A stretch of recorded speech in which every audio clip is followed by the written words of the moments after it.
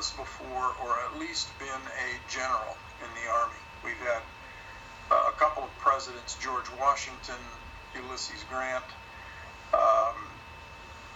and Dwight Eisenhower, of course, whose experience had been military experience and had been important generals in the Army.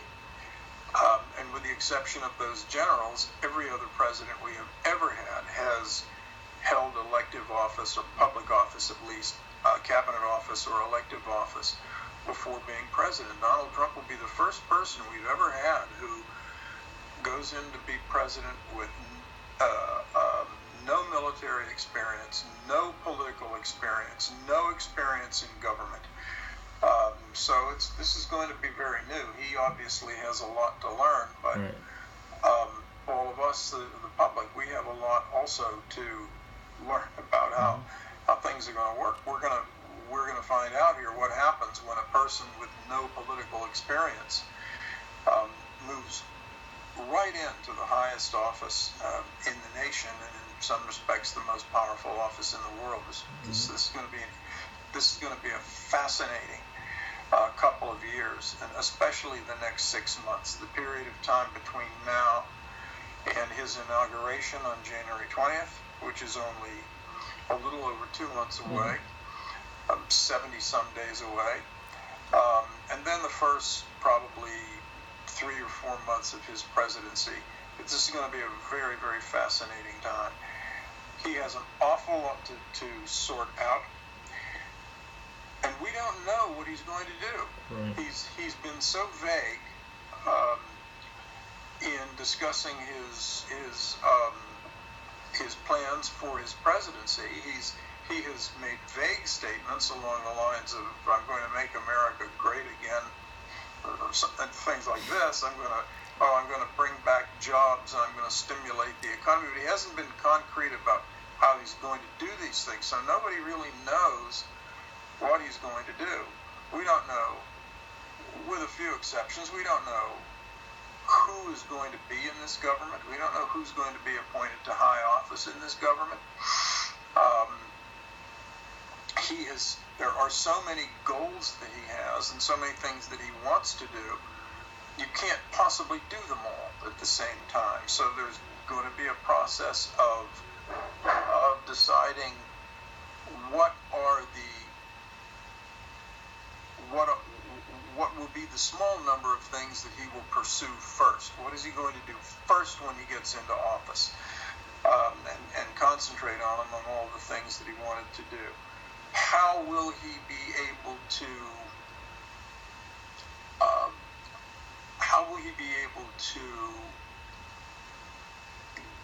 get around or back off some of his more colorful, fantastic proposals?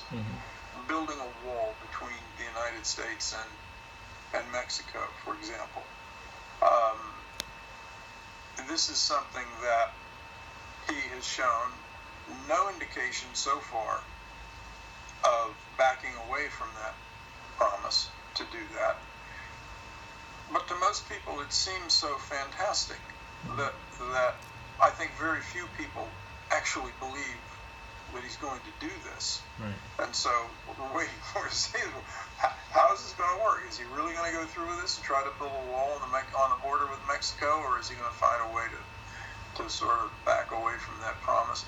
That's just one thing.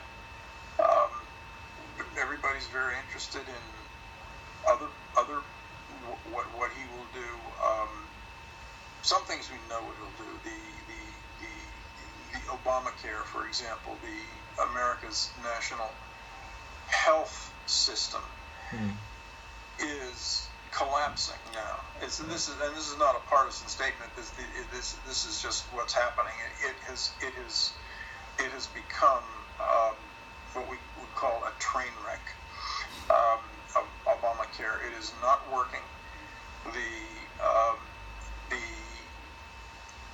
The premiums for Obamacare are rising at ridiculously high rates.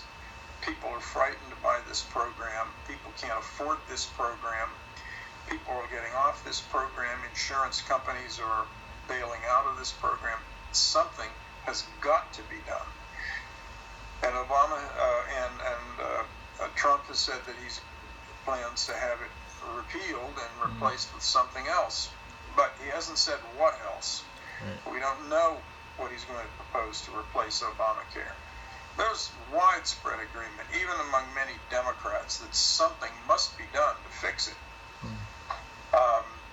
We don't know what it will be. That will be probably one of the first important things that he does. He's going to have to do something with immigration policy because it was a centerpiece of his campaign. But it's not clear exactly what it will be. He's already softened some of his proposals for what he was going to do. Some of the harsher, more draconian proposals. But we still don't know exactly what's going to come out of this. The biggest mystery of all probably is in international relations, in foreign relations for the United States. He's given some indication of the sorts of things that he wants to do. In some respects, I think he will be a little less willing to send American soldiers into armed conflict abroad than Hillary would have been. Hillary may well have been a more hawkish president than Trump is likely to be. He certainly doesn't want to get embroiled in a big war in the Middle East. He doesn't want American soldiers going into these countries. On the other hand, he does sometimes talk a very hard and bellicose line with respect to terrorism and international terrorist groups. And so in order to fulfill the kind of hard or bellicose ambitions that he seems to have with respect to them, he says he's going to destroy ISIS, for example. Well, you're going to have to do that with guns. So he's going to have to become militarily engaged somewhere. It's not clear what sorts of relations with certain other countries he wants to have. There have been many indications, and he's been criticized by it, by Hillary Clinton, that he may try to patch up relations with Putin and the Russians, become closer to Russia. I mean, Hillary, when she was Secretary of State, talked about this reset of our relations with Russia, but our relations with Russia are terrible. Right. I don't blame her for that entirely, by the way, but Trump certainly did and wanted to make it appear that all of this was her fault. But Putin is a very difficult character to deal with, and I think that to the extent that our relations with Putin and Russia are not as good as they could have been, or as certainly as Hillary Clinton and Barack Obama initially wanted them to be, I think Putin bears a large share of the responsibility for that, not Clinton and Obama. But in any case, Trump wants to patch up relations with Russia, and Putin has indicated that he's open to that, so we'll see. Trump has talked about, at one point he was talking about taking the United States out of NATO. I think that's complete bluster. He isn't going to do that. The United States can't do that. We're not going to do that. I do think, however, that he will put a little more pressure on NATO countries to pay a larger share of the cost of NATO, which is right and proper. The United States has about 38% of the total population of the NATO countries.